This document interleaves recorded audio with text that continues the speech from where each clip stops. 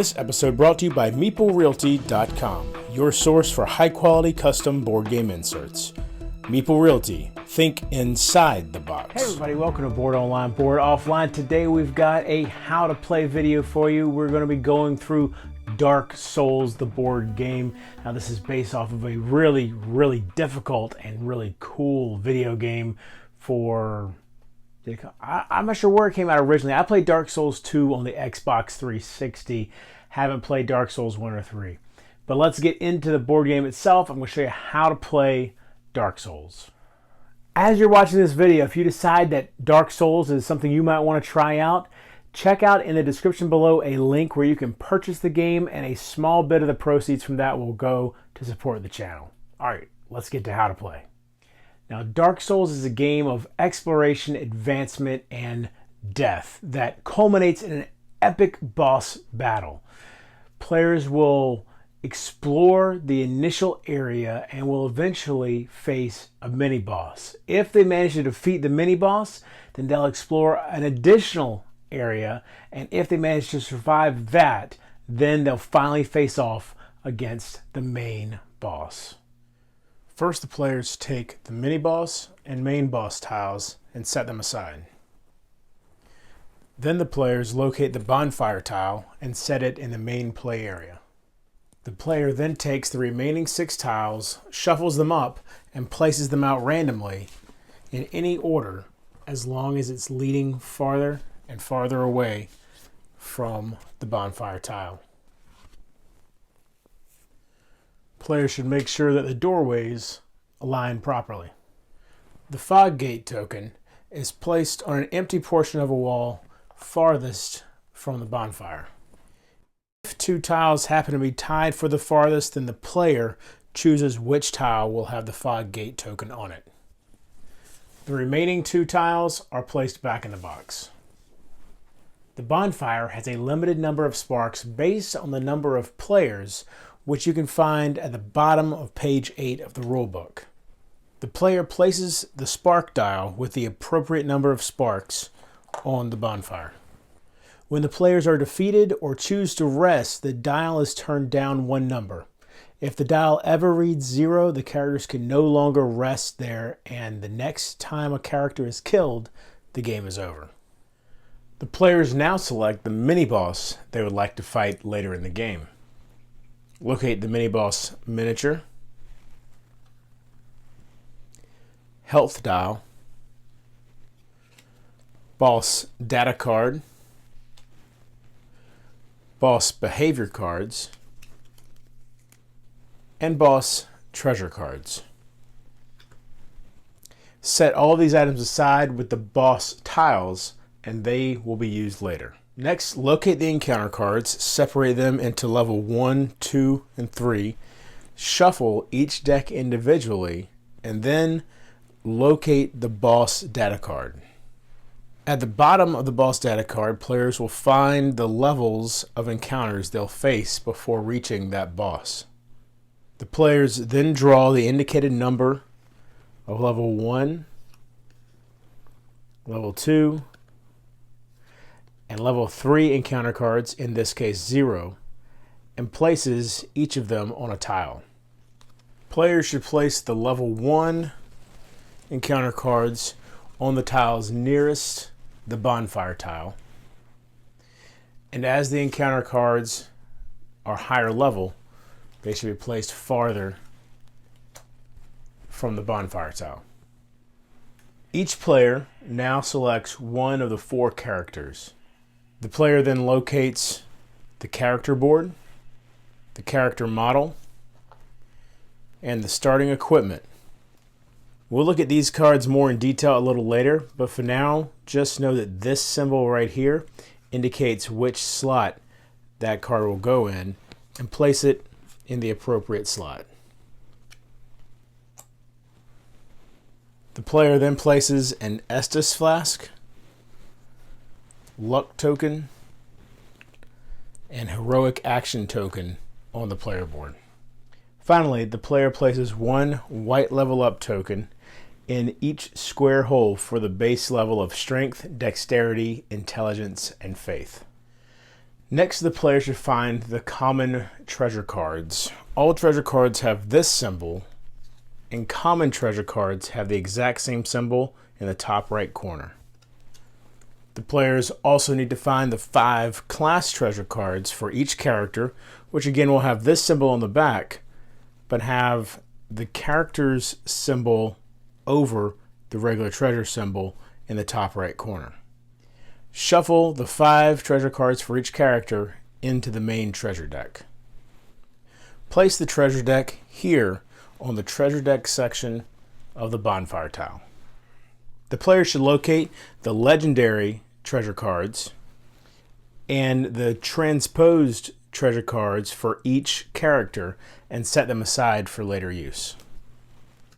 Finally, the player separates all the tokens by their type and places them within easy reach of all players.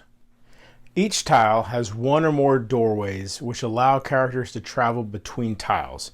In this case, there are 3 doorways on the tile. And every tile other than the bonfire tile has a number of circular symbols on it called nodes, as you can see here. Nodes should be treated in the same way as spaces are treated in most other board games. Up to 3 models may be on a node at any given time. Each node is one of 3 different types. Basic nodes are the most common type of node, and any basic node adjacent to a doorway is considered an entry node. Spawn nodes, which are these red ones, are where enemy models are placed at the start of an encounter. Terrain nodes, which are these purple ones, are where terrain features may be placed at the start of an encounter. The mini-boss spawn node is only located on the mini-boss tile and is where the mini-boss is placed at the start of that encounter. Likewise, the main boss spawn node is found only on the main boss tile. While in an encounter, each model must be on a node.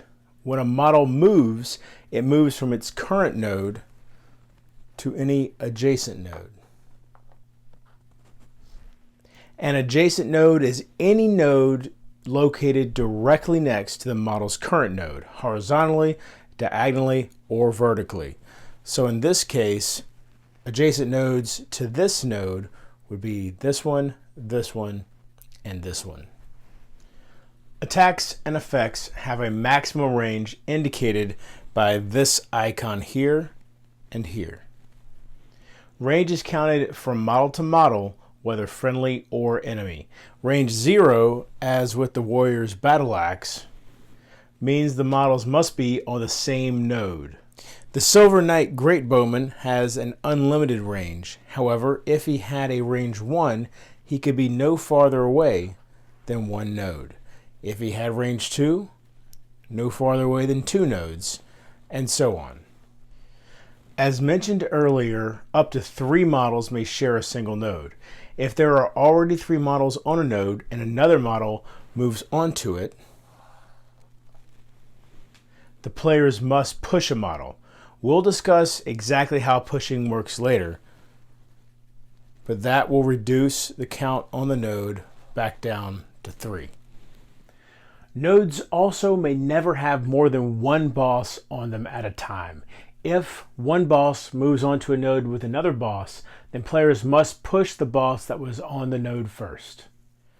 Let's take a closer look at exactly what the player will find on the character board. Here we've got the name and illustration. Here is the heroic action the character can perform, as well as the slot for the heroic action token. Equipment slots for the character's armor, hands, and backup. The character's endurance bar. The character's stat progression. The character's taunt level. Luck token slot. Estus flask token slot. And Ember token slot. Let's talk about the heroic action for a moment. Each heroic action is a special limited use ability that can be used during encounters. When it is used, flip the character's heroic action token over. from the ready side to the used side.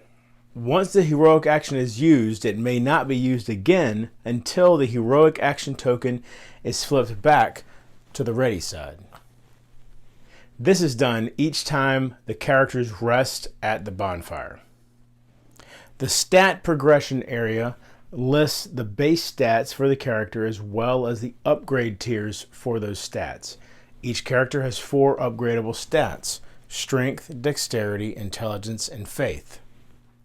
These stats determine the weapons and armor that character can use based on the item's minimum stats found on the left side of the item's card. For instance, the Northern Armor has a minimum requirement of 16 strength and 8 dexterity and 0 intelligence and 0 faith. And you can see that each of those stats is at least at the minimum of those requirements. Over the course of the game, the characters will increase their stats, allowing them to equip better and better weapons and armor.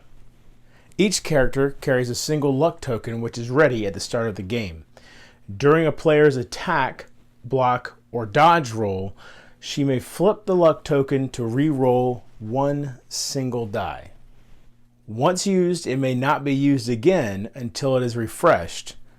And just as with the heroic action tokens, the luck tokens are refreshed when the characters rest at the bonfire. Each character carries a single Estus flask as well.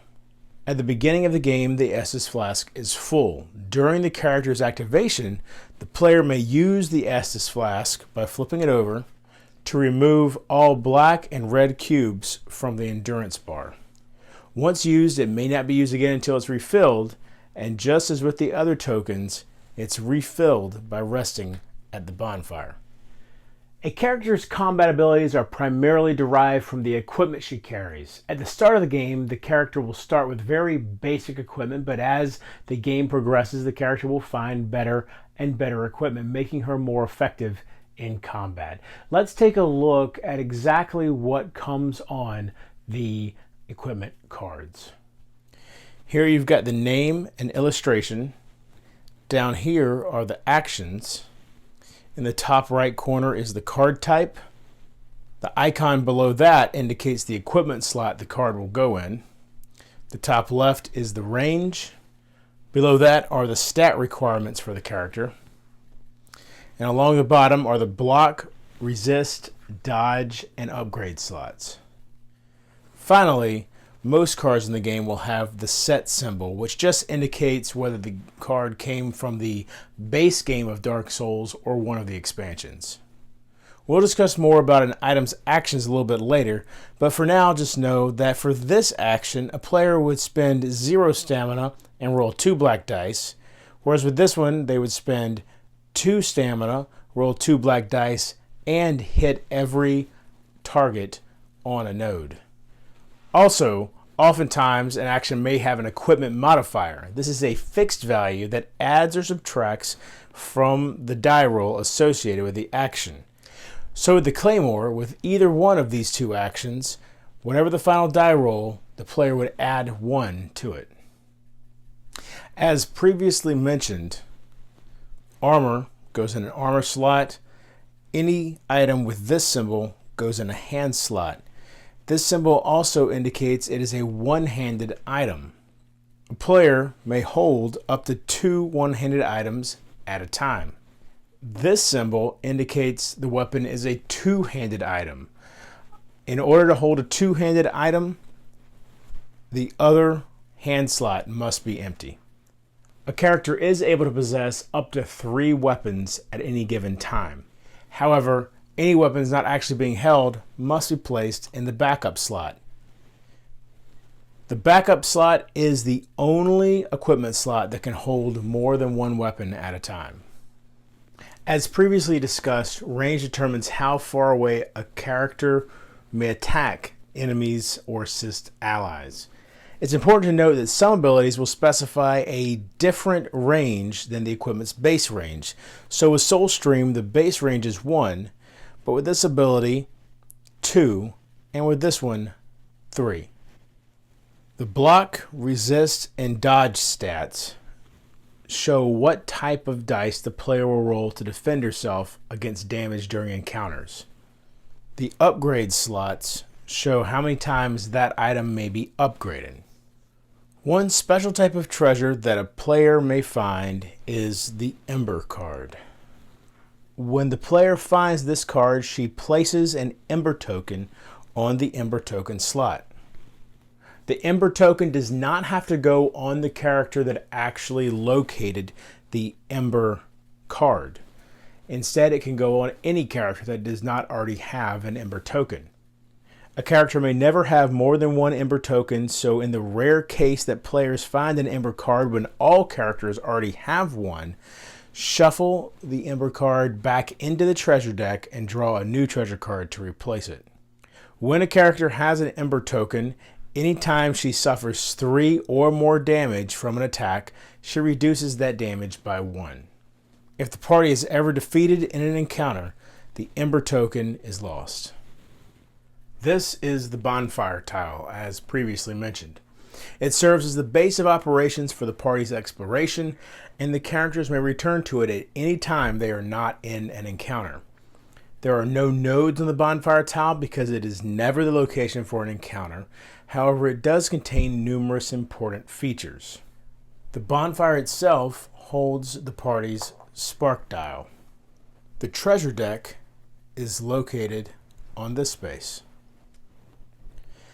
Next to the treasure deck is where the party keeps any discovered treasure not currently equipped to a character.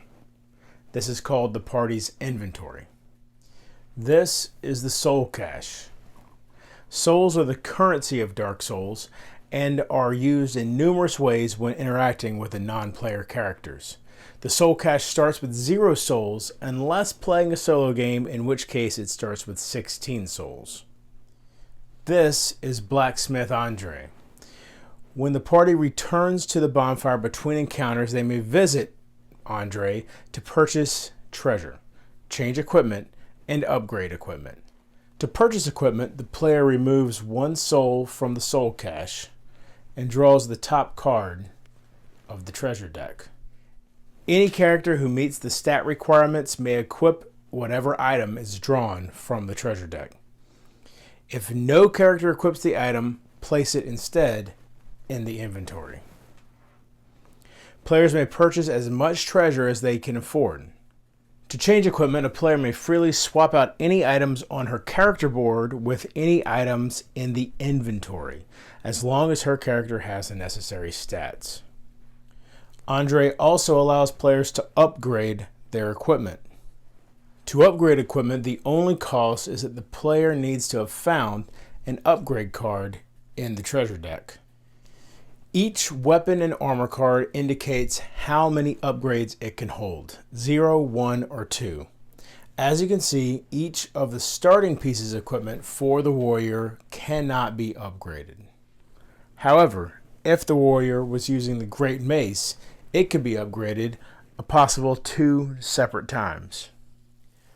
There is no soul cost associated with upgrading equipment, and when a player upgrades an equipment card, the upgrade card is placed directly beneath the equipment card like this, so that the upgrades rules can be clearly read. This symbol indicates that the card is an upgrade card for weapons, and this symbol is an upgrade card for armor. Upgrades also have their own stat requirements that a character must meet in addition to the stats found on the equipment card itself. An armor upgrade card may be freely added or removed from armor when players are interacting with Blacksmith Andre. However, players must be more discerning with weapon upgrades. Once a weapon is upgraded, the change is permanent and may not be removed. The Firekeeper is where players can level up and also restore used luck tokens. To level up, a player must spend souls. Now, to go from the base level to tier 1 is 2 souls. Tier 1 to Tier 2 is 4 souls, and Tier 2 to Tier 3 is 8 souls. It's also possible for a player to ready her luck token by spending a single soul, but don't forget, the player can also ready her luck token by resting at the bonfire.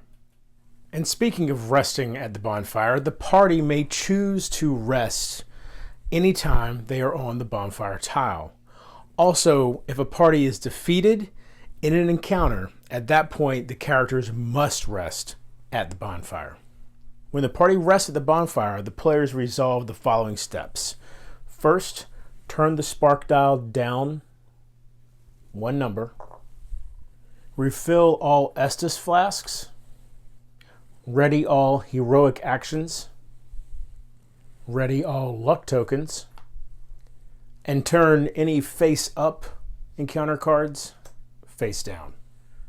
The goal of Dark Souls is, of course, to move through the dungeon and defeat the mini-boss and eventually the main boss. The bosses are always located through the fog gate. The party moves from tile to tile through the doorways. If the party moves onto a tile with a down-facing encounter card, the players flip the encounter card, initiating an encounter. However, if instead the tile's encounter card has already been flipped face up and its monsters dealt with, then players may move freely through the tile. In order to pass through the fog gate, the players will need to defeat the encounter found on that tile. Once that encounter is defeated, players may choose to enter the fog gate and face the boss or explore elsewhere. However, if the players rest at the bonfire and the encounter card is turned face down, it will need to be defeated again before players may access the fog gate again. The encounter card contains all the information necessary to set up an encounter. Here you have the name of the encounter card, Burned Gardens in this case. The first 2 icons show which enemies will spawn on which spawn nodes. So a large hollow soldier will spawn there, and 2 Silver Knight swordsmen will spawn there. Players will need to find the corresponding enemy data cards and place them nearby. Place the indicated terrain tokens on the terrain nodes. In this case, a treasure chest on this node and a barrel on this node. Barrels should be placed initially on this side intact. Barrels block movement and block pushes. A character can walk, run, or dodge into a node with a barrel, but must spend 1 additional stamina to do so. Also, when the character moves into that node, it destroys the barrel, and the player should flip it over. At the end of an encounter, flip all barrel tokens back to the undamaged side. Chests also block movement. If the party defeats the encounter, flip the token to the open side and draw 2 cards from the treasure deck. Any capable character may immediately equip the discovered treasure. Unequipped items will go into the inventory, and once opened, the chests are never flipped back to the closed side. Gravestones, represented by this symbol, block movement. Also, at the start of a boss encounter, the party gains information about the boss for each discovered gravestone. If the encounter card includes this trap icon at the bottom of the card, then the encounter will include these trap tokens. Randomly select and place 1 trap token on each basic node, excluding the entry nodes, here and here, as well as here and here, and finally here. The first time a character moves onto a node with a trap token, flip it over and resolve it accordingly. In this case, nothing happens. However, if the token is not blank, the player suffers the indicated damage or attempts to dodge. Trap damage cannot be blocked and can only be dodged. Once tripped, a trap will not cause any further damage during an encounter. At the end of an encounter, flip all tripped trap tokens face down once again. Trap tokens have no effect on enemies, and enemies cannot trigger them. Once a player has set up the encounter, she places her character model on any of the entry nodes beside the door she just entered. If playing with 4 characters, remember, no more than 3 models can be on a single node. Next, decide which character led the party through the door and place the aggro token with that character's model. Finally, the battle begins. During an encounter, enemy models and characters take turns activating, and enemies will always activate first. When the enemies activate, they all activate at the same time. However, when characters activate, they activate one at a time. For instance, in a game with the Knight, Warrior, and Herald, for example, the activation may go enemies, Knight, enemies, Warrior, enemies, Herald. Once the final hero activates, the order would then return to the beginning. During the very first character activation of the game, players may choose which character is going to activate first. However, after that, for the rest of the game, activation is always clockwise around the table. When a new encounter begins, the first character to activate is the character who would have activated next in turn order when the previous encounter ended. Players will be able to easily keep track of this because whether an encounter ends in victory or defeat, the first activation token is given to the player who is next in turn order. If the party defeats all enemies and no characters were killed, the party wins the encounter. Remove all black and red cubes from all character boards. Then, if the encounter is not a boss encounter, add 2 souls per character to the soul cache. So in a 2-player game, you would add 4 souls. On the other hand, if the encounter is a boss encounter, add 1 soul per character to the soul cache for each spark remaining in the bonfire. So in a 2-character game with 4 sparks left in the bonfire, the players would add 8 souls. If, on the other hand, a character is killed during the encounter, the party immediately loses the encounter. When the party is defeated, place all characters on the Bonfire Tile and place all soul tokens from the soul cache on the node where the character was killed. The party must now rest as previously discussed, following the steps previously discussed.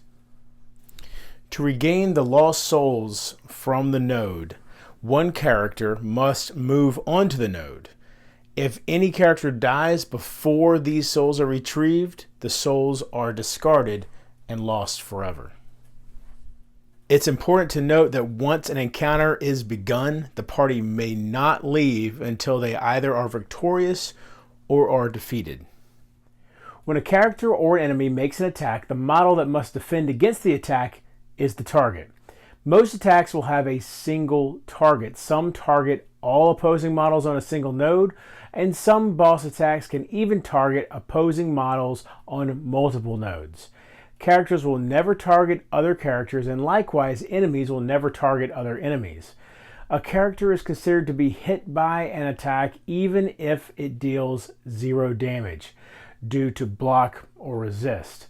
Therefore, the character could still suffer a condition or be pushed, even if it suffered no damage. However, if a character successfully dodges the attack, she is not hit by the attack and therefore suffers none of those conditions. The endurance bar is used to track a character's stamina and health. When no cubes are on the track, as you see here, the player is at full health and full stamina. When a character spends 1 stamina, add 1 black cube to the left side of the track. As you might expect, if the player later spends 2 additional stamina, add 2 more black cubes to the leftmost spots in the track. When a character suffers 1 damage, add 1 red cube to the rightmost spot on the track. Any space not covered represents the character's ability to continue to endure additional damage or spend stamina. If all 10 of a character's endurance bar spaces have cubes, that character has been killed and the party is immediately defeated. When an effect allows a character to gain stamina or gain health, the player removes the appropriate number of cubes from the endurance bar. So if a character gained 2 stamina, 2 black cubes would be removed from the endurance bar. If there are no cubes to remove, then gaining stamina or gaining health has no effect. Each enemy type in the game has a data card which breaks down exactly how the enemy works in the game. Enemy data cards include the following information: name and artwork, threat level, attack range, dodge difficulty, block and resist values, behavior icons, starting health, and enemy icon. Moving and attacking in Dark Souls will frequently push models onto adjacent nodes. If a character is pushed, that movement does not cost the character stamina. Boss models cannot be pushed by characters. In fact, the only way a boss model can ever be pushed is if another boss model moves onto the same node as that boss. If this push icon appears on an attack, the model or models hit by the attack are pushed. The pushed models are placed on an adjacent node that is farther from the attacking model. If there are multiple possible nodes farther from the attacker, as you see here, then the players choose the node. If the push icon appears on an enemy's movement, then immediately at the beginning of that enemy's movement, move each character on that enemy's node to an adjacent node of the player's choice. Each time that enemy moves onto a node with a character, immediately move that character onto another adjacent node. When an enemy's push icon has a number on it like this one does, that means that the very act of pushing the character will cause that much damage. However, if the enemy starts his activation on the same node as a character, that initial push does not cause damage. Only subsequent pushes, when the enemy moves onto a node with a character, will cause damage. This sort of damage is just like any other damage and may be blocked or dodged. Some attacks inflict conditions on their target. The conditions in the game are as follows. When a model has a bleed token and suffers 1 or more damage, it suffers an additional 2 damage. Then the bleed token is removed. At the end of a model's activation, if it has a poison token, it suffers 1 damage. A character with a frostbite token must spend 1 additional stamina each time it walks, runs, or dodges. An enemy with a frostbite token has the movement value on its move icon reduced to 1. A character with a stagger token must spend 1 additional stamina to use her weapon's actions. An enemy with stagger has its damage values on its attack icons reduced by 1. When an attack with one of these condition icons hits its target, place the corresponding condition token on the model or models affected. A model can never have more than 1 token of each condition, so in this case, it could not have a second frostbite condition. However, it could, for instance, also have a poison and stagger condition. Poison, frostbite, and stagger tokens are removed from the model they are on when the model ends its activation.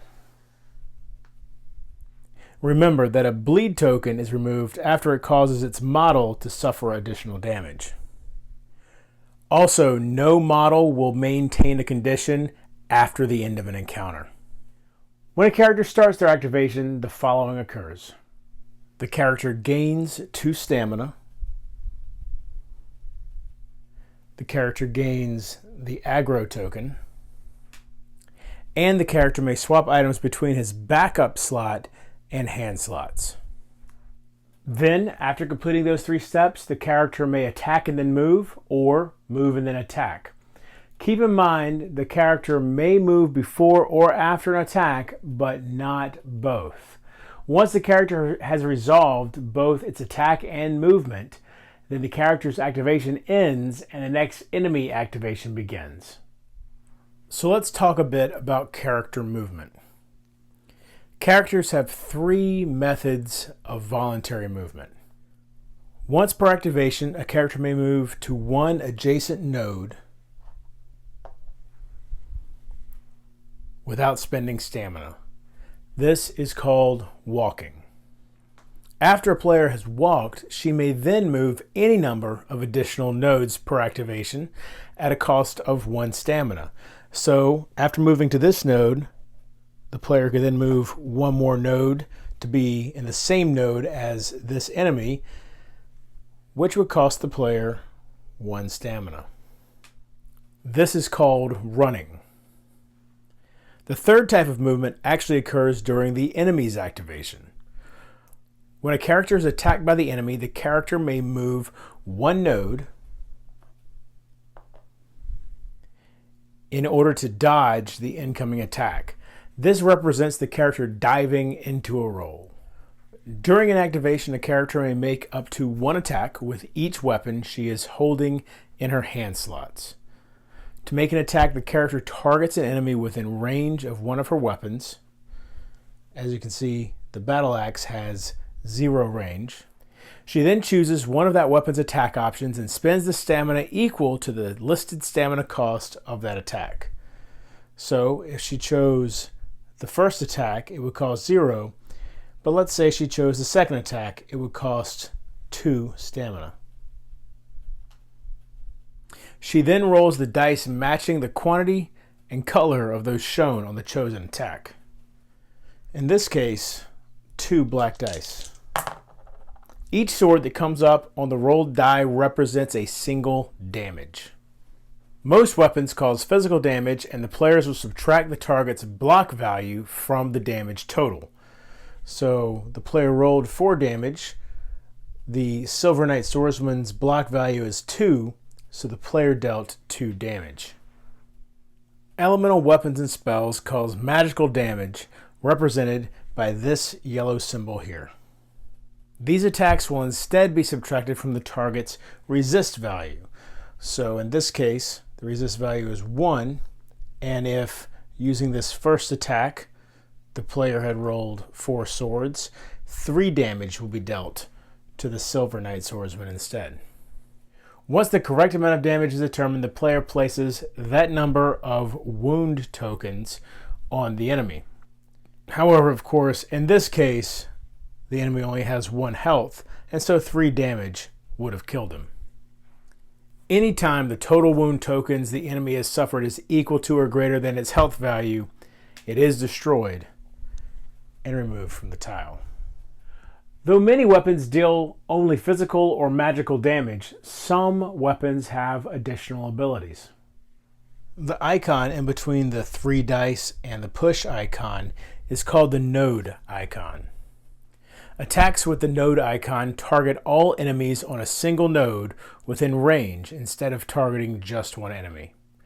The player will make a single attack roll and then compare it to each of the enemy's block or resist values as appropriate. The shaft icon, seen on the end of the action here, indicates that the weapon may not be used against targets at range 0. As previously mentioned, sometimes a weapon's range will differ based on its action. This weapon has a base range of 1, but if the player were to use this final action, it has a range of 3.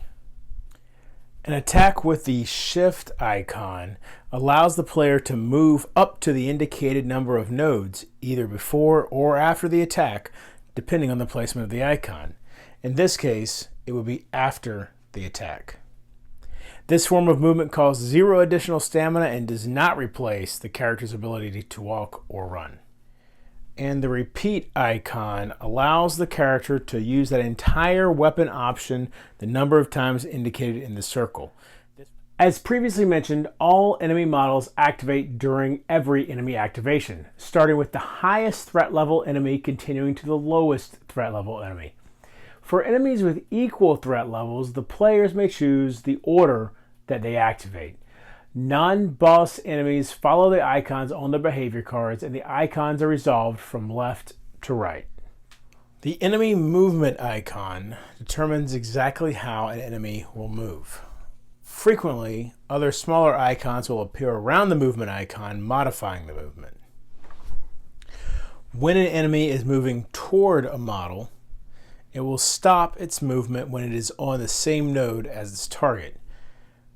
When an enemy is moving away from a target, it will stop its movement when there are no nodes farther from the target. Let's take a look at the different symbols a player may encounter around the enemy movement icon. The number found on the movement icon, in this case a 2, indicates the number of nodes the enemy will move. The location the number is found on the icon indicates if the enemy will move toward its target, away from its target, or to the left or right of its target. In this case, the enemy is moving toward its target. This circular icon indicates the enemy will move closer to the nearest character. If multiple characters are tied for being the nearest, the enemy moves towards the character with the aggro token. If the model with the aggro token is not one of the tied characters, then the enemy moves towards the character with the highest taunt level. If the enemy would move multiple nodes, the target is determined at the start of the movement, not after each step. This skull icon indicates the enemy model will target the character with the aggro token. And this is the push icon, which we've already discussed earlier, but just to recap. This indicates the enemy pushes all characters on a node out of the way when it enters their node. Since this one has a number on it, it also deals damage, and since the enemy pushes all characters when it enters their node, this attack will hit all characters on a node. And once again, and this is very important, it's important to note that this damage will not apply to characters pushed off the enemy's starting node. Just like with character attacks, enemies have 2 different types of attack: physical and magical. And just like movement, attacks can be modified by smaller icons located around the attack icon. This icon indicates the attack will target the character with the aggro token. This icon indicates the attack will target the nearest character. This icon indicates the attack will push the character after it's hit by this attack. And this icon indicates all characters on the node are targeted. Damage dealt by enemy is a fixed value, just like their block and resist values, and can be found here for physical attack and here for magical attack. The player rolls the appropriate amount of dice, either block or resist, in this case resist since the attack is magical. This time, any sword icons rolled will be subtracted from the enemy's attack. In this case, the player got no sword results, and so the full 3 damage will be dealt. Generally speaking, the characters will gain the most block from armor, but shields also will provide some protection. It's also possible some weapons will add to the total number of dice rolled. As you can see here, the spiked mace adds 1 black die to block, as well as 1 black die to resist. Anytime a player is targeted by an attack, she may choose to dodge rather than block or resist, as previously mentioned. In this case, if the player wanted to dodge the Silver Knight Swordsman's attack, she would look here and see that it would take 2 successes to be a successful dodge. The player would move the character to an adjacent space. This costs 1 stamina, and the player rolls and checks her successes. In this case, the player only got 1 success and therefore takes the full 5 damage indicated by the enemy's attack. If the character had instead gotten 2 successes, no damage would be done to the character whatsoever. And remember, the number of dice the character rolls is based on the number of dice indicated by the dodge values of the character's various equipment. Boss encounters are the culmination of the party's exploration and advancement, a true test of the player's skill and readiness. There are 2 types of bosses, as we've previously discussed: main bosses and mini bosses. Bosses follow many of the same rules as the other enemies, but there are a few key differences. The boss data card includes much of the same information as other enemies, but does not detail the boss's behavior. Threat level, block value, resist value, and starting health all function the same way they do on enemy data cards. Each boss has a special ability explained in this box. And as explained earlier, these icons indicate the difficulty of the encounters leading up to the boss fight. Finally, this is the size of the behavior card deck, and this is the heat up point, which we'll discuss more in a moment. A boss's behavior cards replace the behavior icons found on enemy cards. On the behavior card, you can find the name and some artwork, the attack range, the dodge difficulty, and the behavior icons. Certain more powerful boss behavior cards will also have the heat up icon on it. The attack range and dodge difficulty operate the same way they do for regular enemies. Any behavior card with the heat up icon is not used at the beginning of a boss encounter, but will be added once the boss has been significantly damaged. Behavior cards without the heat up symbol are known as starting behavior cards, and those with the heat up symbol are heat up behavior cards. Another way the bosses differ from the regular enemies is their bases are divided into 4 distinct arcs: front, rear, left, and right. Bosses will always directly face an adjacent node with the center of its front arc lining up with the center of that node, as you can see here. This splits the tile into 4 areas defined by the 4 arcs.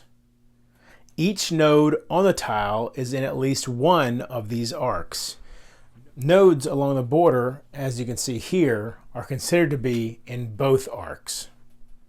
Characters are therefore either in 1 or 2 of the boss's arcs. So the warrior is in the front arc, and the knight is in both the front arc and the right arc. If a character is on the same node as the boss, it must select one of the arcs to be in and cannot be in 2. When a character makes the initial move onto the same node as the boss, it must stay in the same arc it was in prior to the move. If the character was in 2 arcs prior to the move, the player may choose which arc she places the character in. Similarly, when moving off the boss's node or being pushed off, the character must remain in the same arc. If no node is available in the same arc due to a wall, the character may move into any adjacent node along that wall. When on the same space as the boss, a player may walk or run into adjacent arcs the same way she would adjacent nodes. However, when a character dodges a boss attack while on the boss's node, that character may be placed in any of the boss's arcs or onto any adjacent node. Some boss attacks will attack multiple arcs, and some will leave the boss vulnerable to attack in certain arcs. Let's take a closer look at the arc icon. Green indicates the arcs this attack will target. So in this case, Whirlwind attacks all nodes within 1 range in all arcs around the boss. Sweeping Blade Swing, on the other hand, still has 1 range, but only hits nodes in the front and left arc. A black arc on the arc icon indicates that nothing will occur in that arc. Orange indicates the boss is temporarily weaker in that arc as a result of the attack. If a player attacks a weak arc, she gains 1 additional black die. If a player attacks the weak arc, she gains 1 additional black die. You can see that the warrior is attacking the right arc of the winged knight, and on this, the sweeping blade swing behavior card, you can see that the right arc is the weak arc. Let's say for a moment the warrior had a ranged attack. You can also see the warrior is now in 2 different arcs, the front and the right. One of those arcs is not weak, while the other one is. The player can therefore still gain the weak arc bonus, getting the 1 extra black die. Also, it's important to note that if the player managed to be in multiple weak arcs at the same time, she still would only gain 1 additional black die. Once the players choose to enter the fog gate, at that point they have initiated an encounter with either a mini-boss or a main boss. If the players are facing a mini-boss, place just the mini-boss tile on the table. If the players are facing the main boss, then place both the mini-boss tile and the main boss tile on the table. Then place the characters on the entry nodes and select one character to receive the aggro token. Finally, place the boss on the appropriate node. Next, the boss behavior deck must be set up. Separate the starting and the heat up behavior cards. Set the heat up behavior cards aside and randomly select the number of starting behavior cards indicated for the behavior card deck. Any remaining cards should be placed back in the box without looking at them. For each gravestone on a tile with a face-up encounter card, the player is allowed to reveal 1 behavior card from the deck. This provides the player with some knowledge of what sort of attacks will be coming. Finally, shuffle the behavior deck.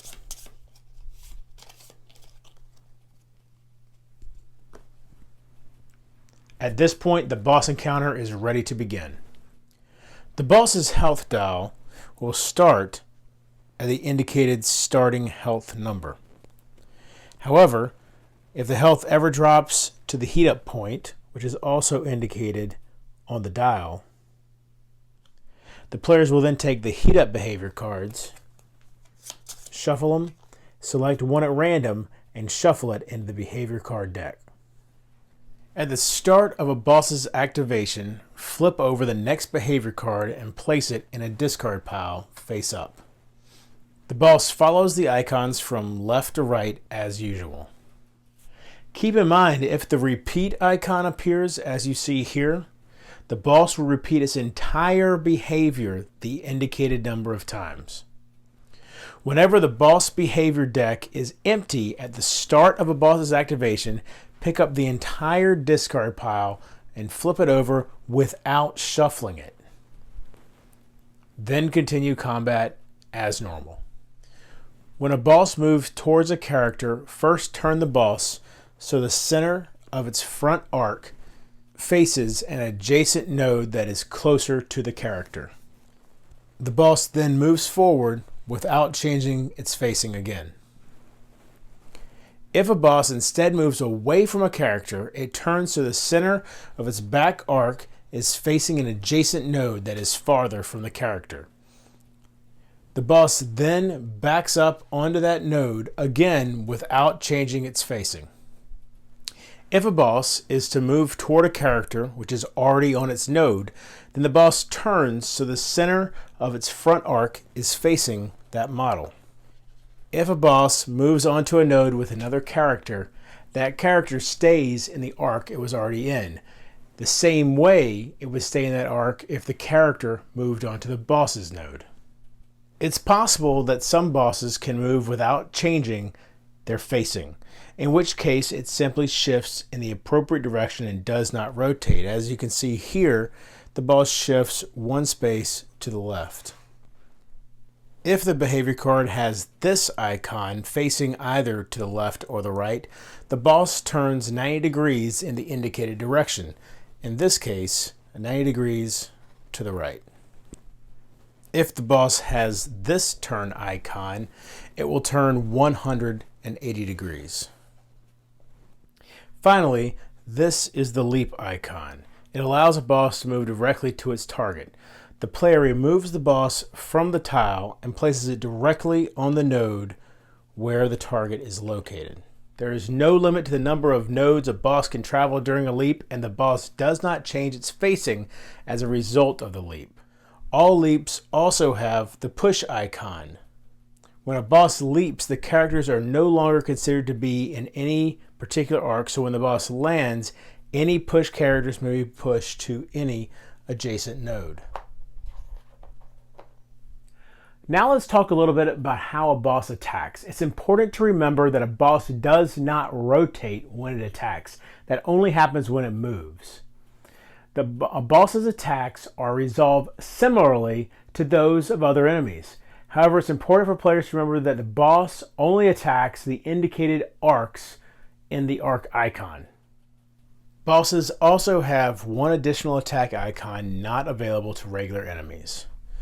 This area icon indicates a multi-node attack. All characters on a node within range in one of the indicated arcs are targeted by the attack. Each affected character must separately roll block, resist, or dodge.